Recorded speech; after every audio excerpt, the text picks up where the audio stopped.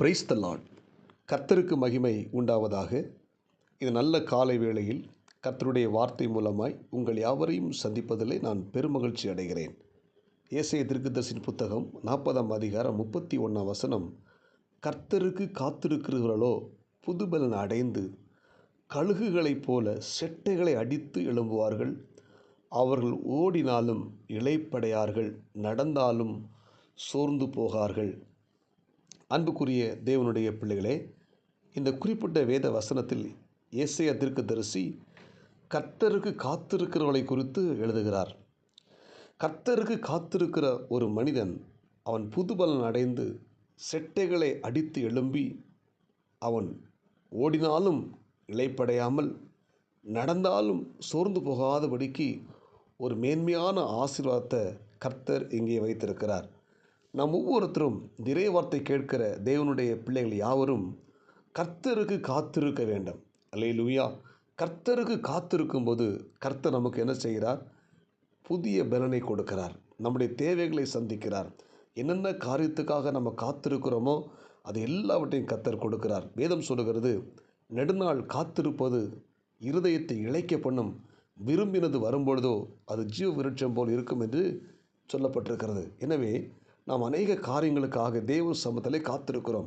குறிப்பாக நம்முடைய கடன் பாரங்கள், வியாதிகள், போராட்டங்கள், பிள்ளைகளுடைய திருமண காரியங்கள், எதிர்காலத்தின் உள்ள தேவைகள், இப்படிப்பட்ட அநேக காரியங்களுக்காக நம்ம தேவ சமூகத்தில் காத்திருக்கிறோம். நிச்சயமாக நம்ம இருக்கும்போது தேவன் நமக்கு நிறைவேற்றுகிறார். தாமதித்தாலும் காத்திரு என்று சொல்லுகிறார்.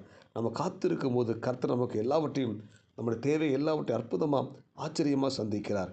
இங்கே பார்த்தீங்கன்னா, கர்த்தர் காத்திருக்கிறவர்களை ஆண்டவர் கழுகுக்கு ஒப்பிட்டு சொல்லுகிறார். இந்த கழுகை பார்த்தீங்கன்னா 40 ஆண்டுகள் இந்த கழுகு நல்ல ஆரோக்கியமாக ஹெல்த்தியாக அது பறந்து கொண்டு இருக்கும்.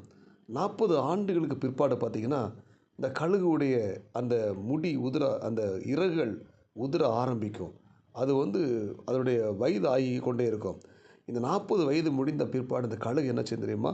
ஒரு உயர்ந்த பாறையில் போய் அந்த வெயில் படுற அளவுக்கு இருந்து கொண்டு என்ன செய்யும்? தன்னுடைய அழகினால் ஒவ்வொரு இறகுகளையும் பிடுங்கி எரிந்து கொண்டே இருக்கும். பிற்பாடு என்ன செய்யும்? தன்னுடைய நகங்கள் என்ன செய்யும்? பாறையில் அடித்து அந்த நகத்தெல்லாம் உடைச்சிரும். தன்னுடைய அழகை என்ன செய்யும்?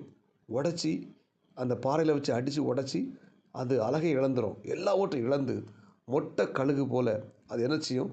ஒரு உஷ்ணமான பாறை மேலே அப்படி பல நாட்களாக அந்த வெயில் படுற அளவுக்கு அந்த கழுகு அங்கேயே காத்திருக்கும்.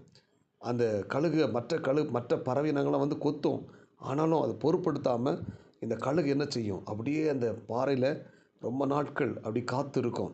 அந்த வெயில் உஷ்ணம் அதை தாக்கும்.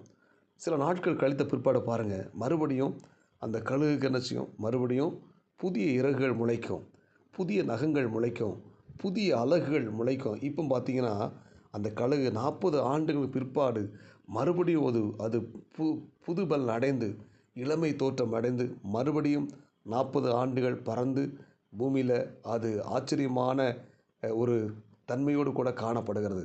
அன்புக்குரிய தேவனுடைய பிள்ளைகளே, கர்த்தரு காத்திருக்கிறவர்களும் இந்த கழுகுகளைப் போல அல்லேலூயா செட்டைகளை அடித்து எழும்புவார்கள். அல்லேலூயா. ஒருவேளை பலவீனம், வியாதி, நெருக்கம், கஷ்டம், துன்பம், கடன் பாரம், இப்படிப்பட்ட சூழ்நிலை நம்ம தவித்து கொண்டிருக்கலாம். எல்லாம் முடிந்து போனது என்று சொல்லி எல்லாவற்றையும் இழந்து போய் இந்த கழுகு எல்லாவற்றையும் இழந்து போய் அது மொட்டை கழுகாக இருந்தது போல் நாமும் அப்படி இருக்கலாம். எல்லாவற்றையும் இழந்து போய் இருக்கலாம். சோர்ந்து போகாதீங்க. கர்த்தருக்கு காத்திருக்கும் போது ஆமேன், அவர் நமக்கு புதுபலன் கொடுக்கிறார். இந்த ஏசாயா 40ஆம் அதிகாரம் 29ஆம் வசனம் சொல்லுகிறது, சோர்ந்து போகிறவனுக்கு அவர் பலன் கொடுத்து சத்துவம் இல்லாதவனுக்கு சத்துவத்தை பெருக பண்ணுகிறார். ஆமேன், அல்லேலூயா. நிச்சயமாக நம்முடைய ஆண்டவர் நமக்கு புதிய பலனை கொடுக்க போகிறார், புதிய ஆசீர்வாதத்தை கொடுக்க போகிறார். இப்போ இருப்பதை விட 1000 மடங்கு நம்மை பெருக பண்ணுகிறார். எனவே கவலைப்படாதிருங்கள், சோர்ந்து போகாதீங்க. ஆமேன்.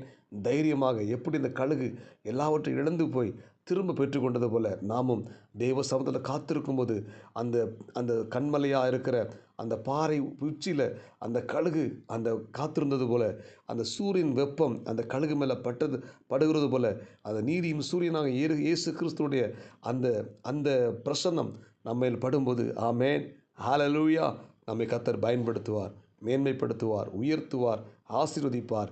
கவலைப்படாதிருங்கள். நீங்கள் நெடுநாள் காத்திருந்து கொண்டிருக்கலாம். அநேக காரியங்களுக்காக ஆசீர்வாதங்களை காத்து கொண்டிருக்கலாம். சோர்ந்து போகாதீங்க. தாமதித்தாலும் காத்திருங்கள். கர்த்தர் உங்களை அற்புதம் செய்வார். ஜெபிப்போமா? பரலோக தேவனே, இரக்கமுள்ள இயேசுவே, இந்த அதிகாலை நேரத்தில் கேட்ட சத்தியத்துக்காய் ஸ்தோத்திரம். இந்த இறைவத்தை கேட்ட ஒவ்வொரு தேவனுடைய பிள்ளைகளையும் கர்த்தர் ஆசீர்வதித்து புதுபலன் அடைந்து ஆண்டவரை செட்டையில் அடித்து எழும்பி ஆண்டவரே உயரே பறக்கிற ஒரு மேன்மையின் ஆசீர்வாதத்தை கொடுத்து பாதுகாத்துக்கொள்ளும். இந்த இறைவார்த்தை கேட்ட ஒவ்வொரு தேவனுடைய பிள்ளைகளை கர்த்தர் பொறுப்படுத்திக் கொள்ளுங்க. ஆசீர்வதிங்க. இயேசுவின் நாமத்தில் ஜெபிக்கிறோம் நல்ல பிதாவே. ஆமேன், ஆமேன். God bless you. உங்கள் யாவரையும் கர்த்தர் ஆசீர்வதிப்பாராக. இந்த நாள் உங்களுக்கு இனிமையாய் அமையட்டும். ஆமேன்.